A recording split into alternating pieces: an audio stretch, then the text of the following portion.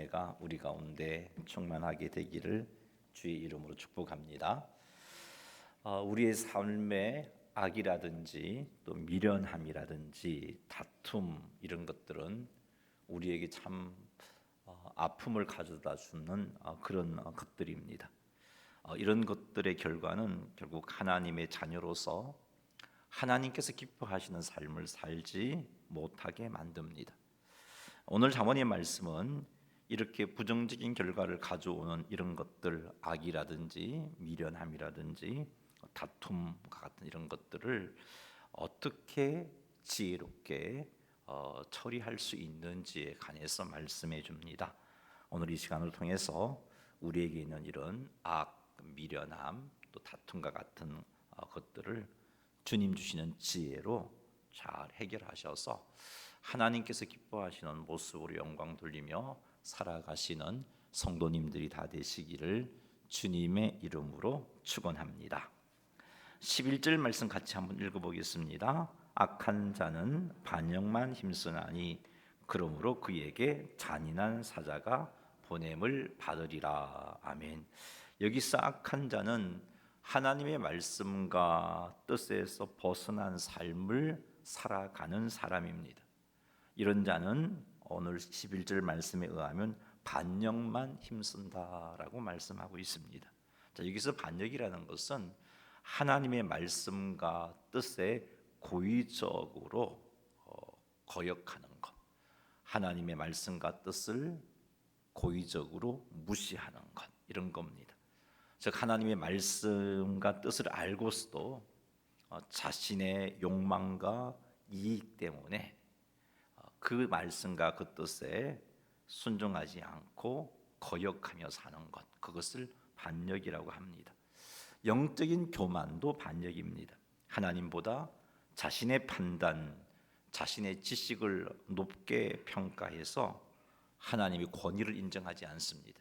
말씀에 순종하는 게 아니고 말씀도 내가 판단해보고 이건 순종할 만하다 싶으면 순종하고 하나님의 말씀이 주어졌지만 자기가 판단해보고 내 형편과 상황 속에서는 이 말씀대로 살아갈 수 없다 하며 거부하는 것, 이게 영적인 교만함인데 이것도 반역입니다.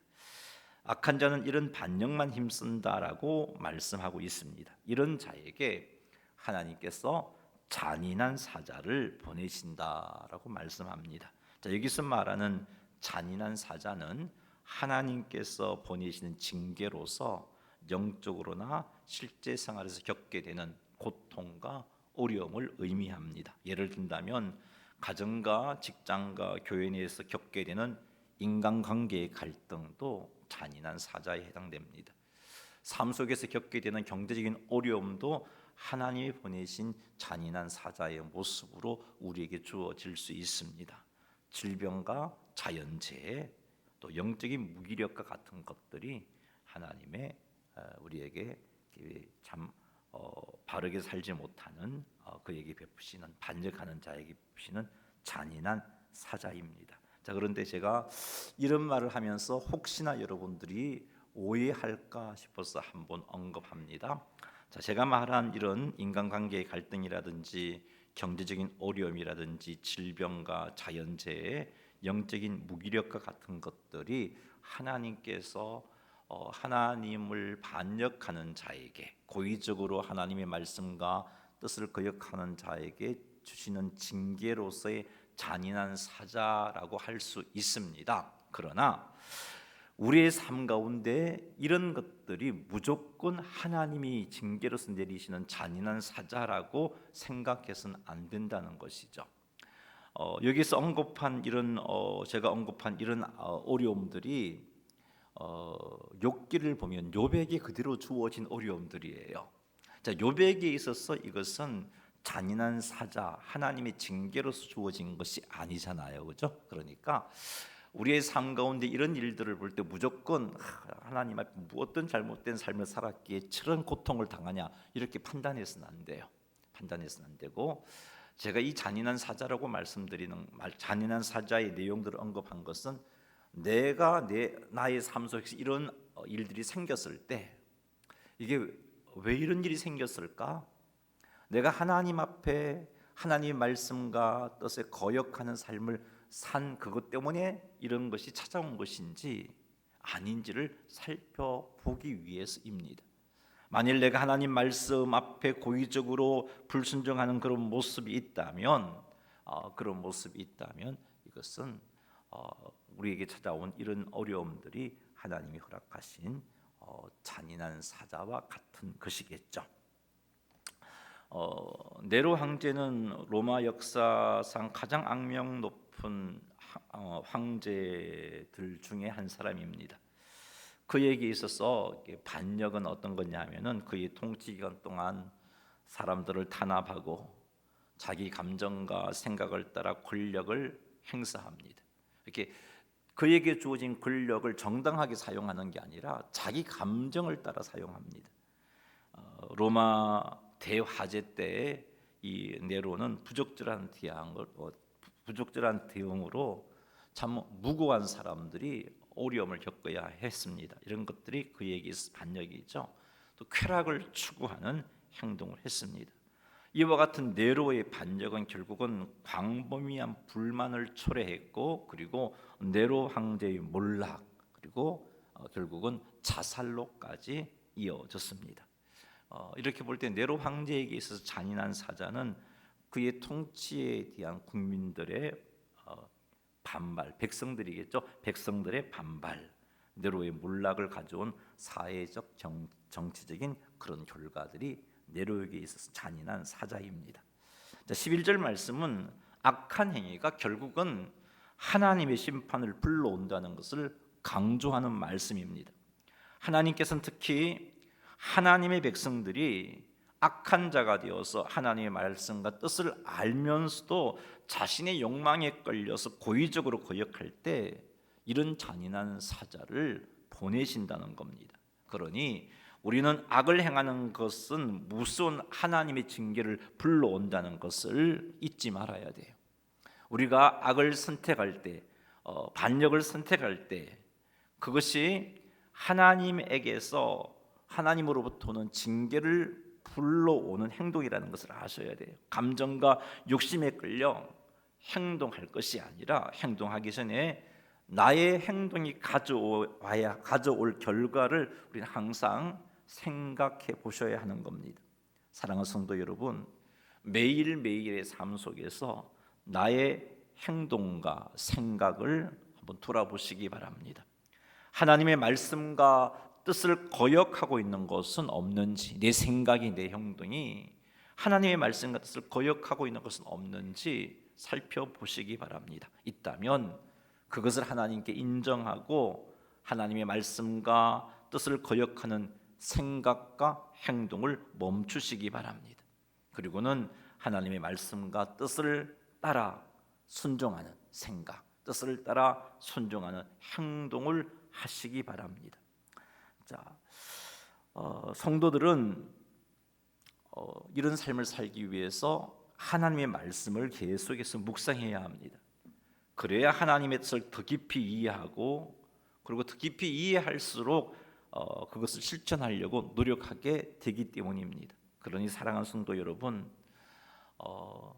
하나님 앞에 반역하는 악한 자가 되지 않기 위해서 하나님의 말씀을 계속해서 묵상하고, 그 말씀이 나를 사로잡아서 하나님의 말씀을 거역하는 반역이 아니라 하나님의 말씀에 순종하는 그런 성도님들이 다 되시기를 주님의 이름으로 축원합니다. 12절 말씀 읽어보겠습니다. 차라리 새끼 빼앗긴 앙꿈을 만날지언정 미련한 일을 행하는 미련한 자를 만나지 말 것이니라. 아멘. 새끼 빼앗긴 앙꿈을 만난다는 것은 참으로 위험한 일입니다. 새끼 빼앗긴 앙꿈은 극도로 흥분한 상태로 물불을 가리지 않고 공격할 것이기 때문입니다. 그런데 이 12절 말씀은 이것보다 더 위험한 것이 있다는 거죠. 새끼 빼앗긴 앙꿈을 만나는 것보다 더 위험한 것이 있는데 그것이 무엇이냐? 미련한 일을 행하는 미련한 자를 만나는 것이다 라고 말씀하고 있습니다. 그러면서 미련한 자를 만나지 말라라고 명령하고 있습니다. 자, 여기서 말씀하시는 미련한 자는 어떤 자인가? 하나님의 말씀과 뜻을 무시하고 눈앞의 이익이나 또 즐거움, 쾌락을 위해서 행동하는 사람이 미련한 사람입니다. 여기서 말씀하시는 미련한 자는 다른 사람의 감정이나 필요는 생각하지 않고 자신의 이익만 추구하는 사람입니다. 여기서 말하는 미련한 사람은 경험에서 배우거나 혹은 다른 사람의 조언을 듣지 않고 그래서 동일한 실수를 반복해서 행하는 사람이 미련한 사람입니다. 오늘 말씀은 이런 사람을 만나지 말라라고 말씀하고 있습니다. 왜냐하면 이런 사람을 만나면 이런 사람에게서 영향을 받기 때문입니다. 자, 여기서 만난다는 것은 스쳐 지나가는 그런 만남을 의미하지 않고요. 여기 사용된 히브리어가 피가시라는 단어인데 만나서 함께 한다라는 의미예요. 만나서 함께 한다는. 그래서 이런 미련한 자와 만나서 생각을 함께하고 행동을 함께하는 것, 그것을 의미하는데 이것 하지 말라는 겁니다. 미련한 자와 만나 함께하게 되면 미련한 자를 닮게 됩니다. 그래서 하나님의 말씀과 뜻을 무시하고 눈앞의 이익이나 즐거움을 쫓는 행동을 하게 되는 겁니다. 다른 사람의 감정이나 필요를 고려하지 않고 자신의 이익을 추구하는 성도의 삶이 추구하는 성도가 되어지는 겁니다. 다른 사람의 조언을 듣지 않고 동일한 실수를 반복하는 미련한 자가 되는 것입니다. 이런 행동의 결과가 새끼 잃은 앙금을 만나는 것보다 더 해로운 결과가 주어지는 거니까 미련한 자와 만나지 말라라고 도전하고 있습니다. 우리는 교제하는 사람들로부터 영향을 받게 되어 있는 그런 존재입니다. 그러니 누구와 교제를 해야 할지 신중하게 선택하셔야 됩니다. 현재 내가 교제하는 사람들에게 어떤 영향을 받고 있는지 한번 살펴보십시오. 내가 교제하는 사람들로부터 받은 영향을 볼 때 내가 정말 미련한 자의 행동을 하고 있는지 아니면 하나님께서 기뻐하시는 삶을 살아가고 있는지 살펴보시기 바랍니다. 우리의 삶에서 만나는 사람들을 보니까 그에게서 미련한 자의 행동을 본받게 되는 그런 것들이 나에게 나타난다면 그런 교제를 지혜롭게 단절하셔야 됩니다. 미련한 자와의 교제가 아닌 지혜롭고 선한 사람들과의 교제를 추구해야 되는 겁니다. 지혜롭고 영적으로 성숙한 사람과 정기적인 교제를 나누어야 됩니다. 지혜롭고 영적인 그런 멘토를 규칙적으로 만나시고 이들에게 지혜를 구하는 삶을 살아가야 합니다. 말씀을 가까이 하고 묵상함으로 영적인 지식과 지혜를 쌓아서 지혜로운 자가 되어서 주변 사람들에게 좋은 영향을 끼치는 그런 성도가 되어야 되는 겁니다. 사랑하는 성도 여러분, 미련한 자를 만나는 것 하나님께서 금하고 계세요. 지혜의 말씀은 우리들로 하여금 미련한 자를 만나지 말라라고 말씀하고 있어요.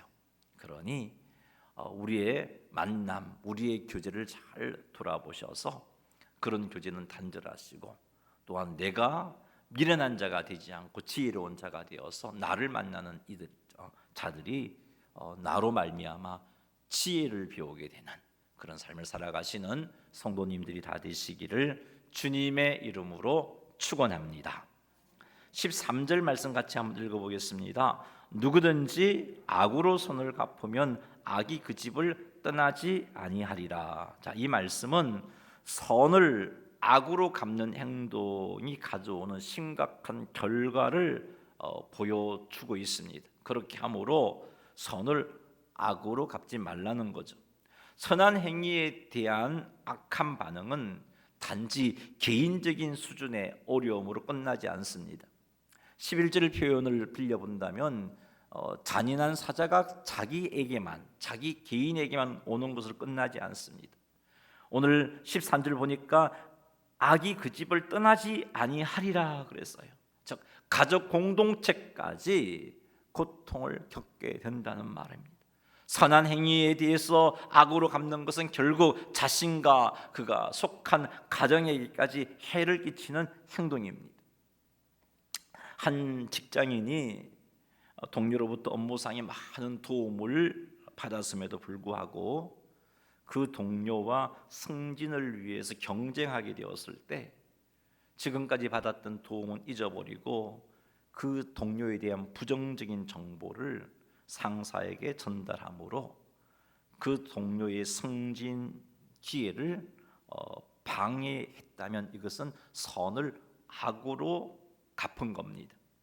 이런 행위가 단기적으로는 자신의 입지를 강화하는 것처럼 보일 수 있어요. 자신에게 유익되는 것처럼 보일 수 있습니다만 장기적으로는 직장 내에서 신뢰를 파괴하게 만들고 동료들 사이의 분위기를 악화시키고 결국은 자신에게도 부정적인 영향을 끼치게 됩니다. 이뿐만 아니라 13절 말씀에 의하면 선을 악으로 갚는 이의 집에는 악이 떠나지 않는다 그랬어요. 이런 실패뿐만이 아니라 그 집안조차도 악이 떠나지 않는 그런 일들이 있다고 분명히 말씀하고 있습니다. 그러니 사랑하는 성도 여러분, 눈앞의 이익 때문에 선을 악으로 갚는 행동 하지 마십시다. 혹 나의 행동이 선을 악으로 갖고 있는 행동을 하고 있지는 아니한지, 나의 결정과 나의 행동이 선을 악으로 갚는 그런 결정이요 그런 행동이 아닌지 정말 신중하게 살펴보시기 바랍니다. 그리하여 선을 악으로 갚는 행동을 하는 어리석은 자가 되지 마십시오. 사랑하는 성도 여러분, 타인의 도움이나 선한 행위에 대해 진심으로 감사하고 그리고 그 감사하는 마음을 표현해야 할 것입니다. 성도는요, 선을 이렇게 갚아야 돼요. 가능하다면 감사의 어떤 카톡이나 메시지나 편지를 쓴다든지 또 자그마한 선물을 준비해서 감사의 마음을 표현하시기 바랍니다.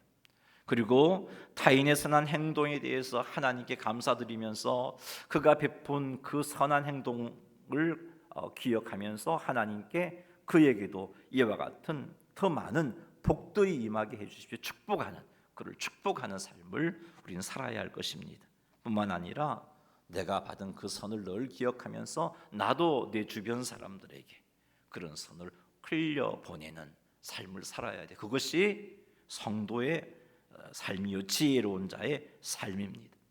눈앞의 이익 때문에 선을 악으로 갚는 어리석은 행동하지 않도록 사랑하는 성도 여러분, 말씀을 깊이 있게 묵상하고 기도를 통해 하나님과 친밀한 관계를 유지하십시오. 이렇게 해서 영적으로 깨어 있어서 내 눈앞의 이익 때문에 선을 악으로 갚도록 하는 유혹을 잘 이겨내시는 성도님들이 다 되시기를 주님의 이름으로 축원합니다.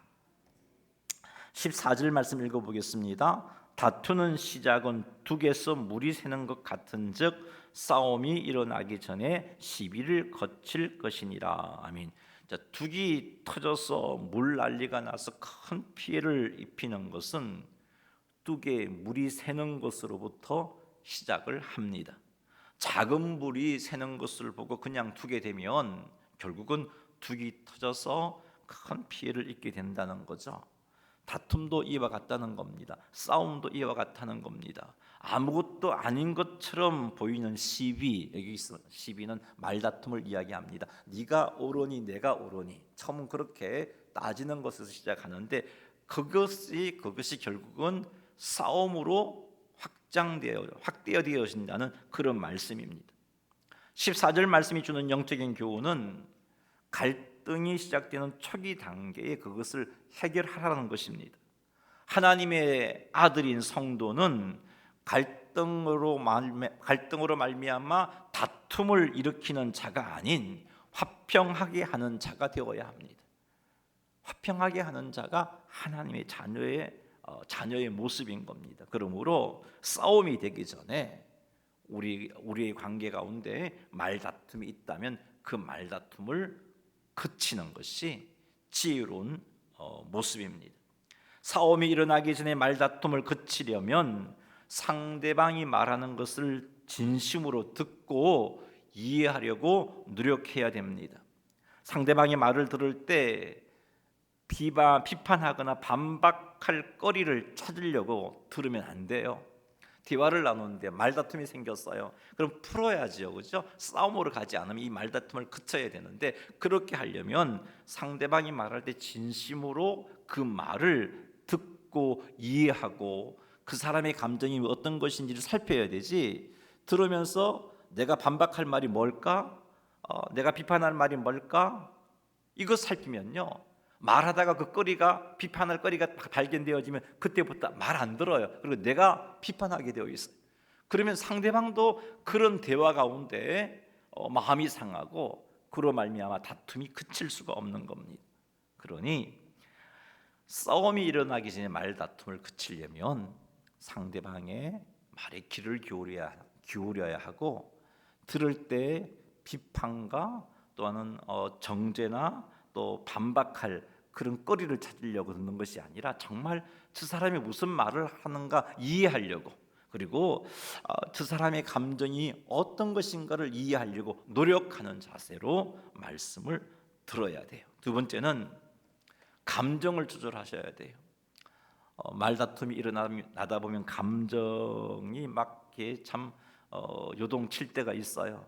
그 감정이 요동칠 때 그 감정을 말다툼 가운데 행동으로 표현하게 되면 결국은 싸움으로 가게 되어 있습니다. 그래서 화가 날 때 그 감정을 표현하지 말고 잠시 그 자리를 지혜롭게 떠나서 감정을 다스리는 시간 가지는 것도 필요합니다.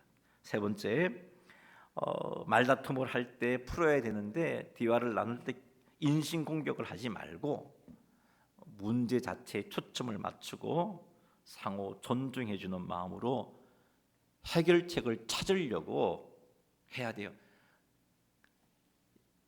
뭔가 네가 옳으냐 내가 옳으냐 이거 판가름 내야 되겠다, 그런 자세 말고요, 정말 서로 존중하면서 이 말다툼을 해결하고 이것이 싸움으로 번지지 않게끔 하는 그런 자세가 필요합니다. 네 번째는 내 방식이 옳다고, 내 방식만 옳다는 생각 고집하지 말고, 또 상황과 형편에 따라 융통성도 발휘하고 또 타협점도 찾아가는 자세가 말다툼을 그치게 만드는 자세입니다. 마지막은 중요한 건데요, 기도와 말씀 묵상으로 또 마음의 평안도 찾고 또 지혜도 얻어야 돼요. 그럴 때 우리는 싸움이 일어나기 전에 말다툼을 그칠 수가 있습니다. 1962년에 미국과 소련 사이에 긴장이 고조되면서 그때 쿠바 미사일 위기로 인한 핵 전쟁이 발발하냐 마냐 뭐 이런 때가 있었습니다. 굉장히 세계 3차 대전이 일어나고 핵 전쟁이 일어나서 참 어려움을 겪을 것 같은 그런 이야기들이 여기저기에서 막 나오고 있던 그때입니다. 소련이 쿠바에 핵 미사일 기지를 건설한다는 것을 미국이 알고서는 또 양국 간에 이런 핵 전쟁의 긴장이 고조되던 시기였습니다. 자, 이런 상황 때 미국 대통령과 소련 정부 수반이 비밀리에 서신을 교환하면서 협상하며 이 문제를 해결할 길을 찾았습니다. 두 지도자는 그 내부에 압력이 있었어요. 전쟁을 해야 된다는 목소리도 내부에서 강하게 일어났습니다만은 그것을 뒤로 미루고 대화를 통해서 또 외교를 통해서 위기를 해결하려고 노력했습니다. 그리고 그 서신과 노력 결과로 서로 양보하는 자리까지 나아가게 됩니다. 그래서 소련은 쿠바에서 핵미사일을 기지 건설을 하는 것을 철수하고, 또 미국은 터키에서 미사일을 철수하고 쿠바를 침공하지 않겠다는 약속을 하게 되죠. 자, 이런 것으로 인해서 핵 전쟁이 일어나지 않았던 겁니다. 자, 이렇게 핵 전쟁을 일으킬 요소들이 있었지만 긴밀한 협상과 양보로 제거했기 때문에 3차 세계대전도 일어나지 않았고 핵 전쟁으로 인한 고통을 우리가 겪지 않을 수가 있었던 것이죠. 자, 이런 사건이 오늘 14절 말씀의 내용과 좀 일치한다라고 생각을 하게 됩니다. 사랑하는 성도 여러분, 가정과 교회, 직장에서 작은 오해나 갈등이 큰 문제로 발전하기 전에 우리는 해결하려고 노력해야 됩니다. 성도는 화평케 하는 자가 되어야 돼요. 이것을 명심하고 작은 오해 갈등을 외면하지 말고 속히 해결하시기 바랍니다. 모든 상황 속에서 하나님께 기도함으로 지혜를 구하여 갈등의 상황 속에서 내가 어떻게 행동하는 것이 이 갈등을 해소할 수 있는 길인지 주의 도우심도 구하고 주의 주시는 도우심을 따라 행동하십시오. 앞에서 말씀드렸듯이 상대방의 말에 귀를 기울이고 상대방의 말을 들을 때 비판하거나 반박하려고 하지 말고 상대방의 말과 감정을 이해하려고 노력하십시오. 성령 충만함을 유지하여 감정을 조절하고 타협점도 찾으십시오. 이렇게 할 때 가정 안에서도 말다툼이 싸움으로 번지지 않을 수가 있고 교회 공동체 안에서도 마찬가지이고 여러분의 직장 안에서도 다툼이 싸움으로 번지는 일들을 막아낼 수가 있습니다. 성도는요 화평케 하는 자입니다. 성도는 싸움을 일으키는 자가 되어서는 안 돼요. 그러니 오늘 이 잠언 17장 14절 말씀 싸움으로 확대되기 전에 그 싸움의 요소들을 갈등의 요소들을 해결하는 그것이 지혜라고 말씀하고 있는 것을 명심하셔서 가정과 직장과 여러분의 삶의 현장 속에서 다툼을 하나님의 도우심으로 해결해내는 말다툼을 해결해내는 그런 삶을 사시기를 주님의 이름으로 축원합니다. 말씀을 맺겠습니다.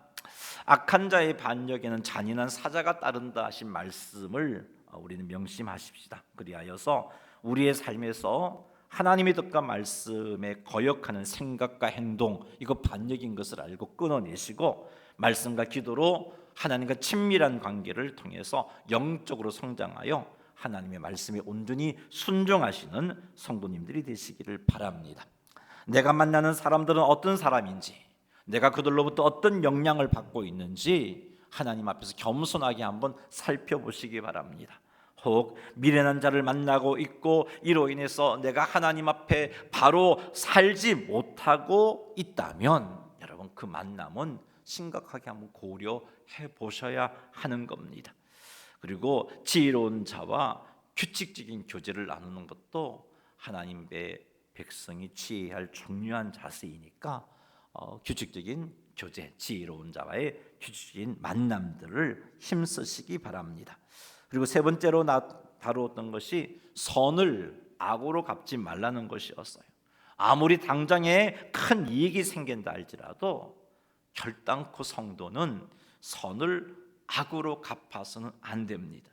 선을 악으로 갚으면 악이 그 집을 떠나지 않는다 하신 말씀 잊지 마세요. 그리고 선을 행한 사람에게 우리는 이 말씀을 이렇게 적용해야 할 겁니다. 오히려 나에게 선을 베푼 사람에게 감사하고 축복하고 또 그에게서 그 사람에게서 받은 선을 또 다른 사람에게 흘려보내는 그런 삶을 살아야 할 겁니다. 뿐만 아니라 말씀과 기도로 깨어 있어서 선을 악으로 갚도록 하는 유혹, 참 큰 물질적인 이익, 또 명예 이런 것들을 가지고 나를 유혹하는 그런 유혹들을 이겨내는 성도님들이 다 되시기를 주님의 이름으로 축복합니다. 마지막으로 가정에서, 교회에서, 직장에서 내가 속한 공동체 안에서 큰 싸움을 일으키는 말다툼 그치시기 바랍니다. 이를 위해 상대방의 말에 경청하시고 상대방의 말을 듣고 그 감정을 이해하려고 노력하시고 결국 그 말을 들으면서 비판거리, 반박거리 찾지 마시기 바랍니다. 그리고 감정을 다스리시고 무엇보다도 하나님께 다툼을 그칠 수 있는 지혜를 구하셔서 내가 속한 공동체 안에서 싸움이 일어나지 않게 하는 성도, 화평케 하는 성도님들이 다 되시기를 주님의 이름으로 축원합니다. 교회 수식